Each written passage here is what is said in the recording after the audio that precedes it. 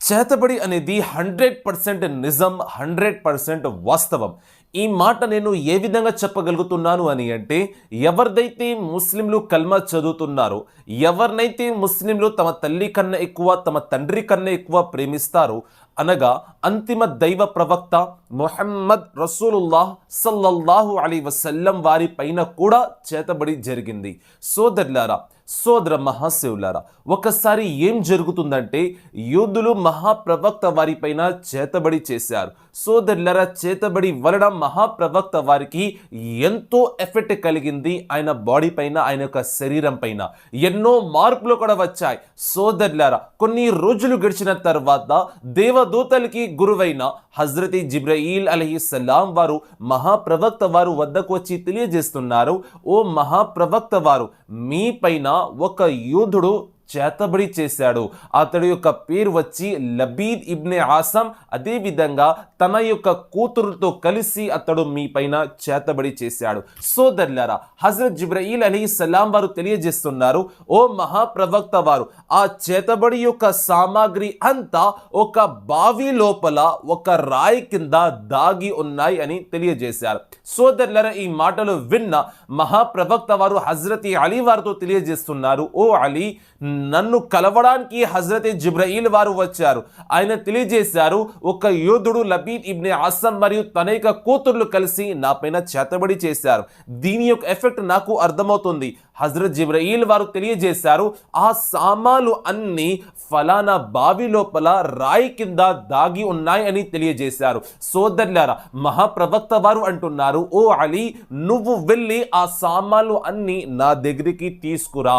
సోదరులారా, అనుమతి పొందిన తర్వాత హజరత్ అలీ వారు ఆ బావి వద్దకు వెళ్ళారు. ఆ బావిలో ఉన్న నీరు మొత్తం బయటికి తీసేశారు.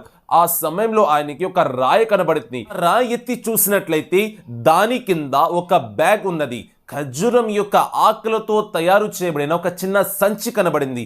సోదరులరా, అది తీసి చూసినట్లయితే అందులో ఏముందంటే దువ్వెన యొక్క ముక్కలు, అదేవిధంగా మహాప్రవక్త సల్లల్లాహు అలైహి వసల్లం వారి యొక్క వెంట్రుకలు, మోయే ముబారక్ అని అంటారు, అది కూడా అందులోనే ఉంది. అలాగే ఒక చిన్న బొమ్మ, మైనంతో తయారు చేయబడిన బొమ్మ అందులో ఉంది.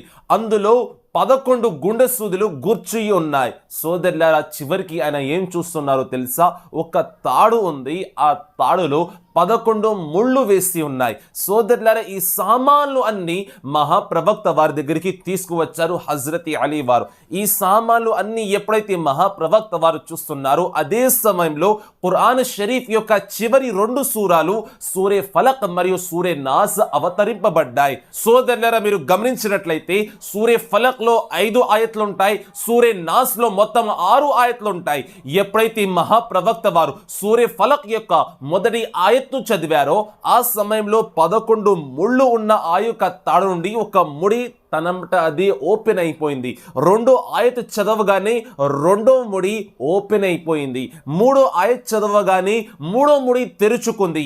ఈ విధంగా మహాప్రవక్త వారు సూరే ఫలక్ మరియు సూరే నాస్ యొక్క ఆయత్లు ఎప్పుడైతే చదివారో 11 ఆయత్లను, ఆ 11 ముళ్ళు తనంట అవే తెరుచుకోబడ్డాయి. సోదరులారా, దీని ద్వారా మనకేం అర్థమవుతుంది? మహాప్రవక్త వారి పైన కూడా చేతబడి జరిగింది. మహాప్రవక్త వారు ఆ చేతబడిని ఏ విధంగా దూరం చేసుకున్నారు? ఖురాన్ యొక్క ఆయతులను చదివారు, ఖురాన్ యొక్క సూరాలను చదివారు. సూరే ఫలక్ మరియు సూరే నాస్ అనగా కుల్ అఊదు బిరబ్బిల్ ఫలక్ మిన్ షర్రి మా ఖలక్, ఈ యొక్క సూరా.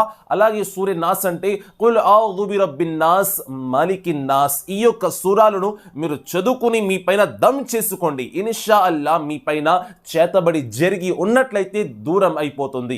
సోదరులారా, ఈ సూరాలు చదివిన తర్వాత మహాప్రవక్త వారి పైన జరిగిన చేతబడి అన్ని దూరం అయిపోయింది.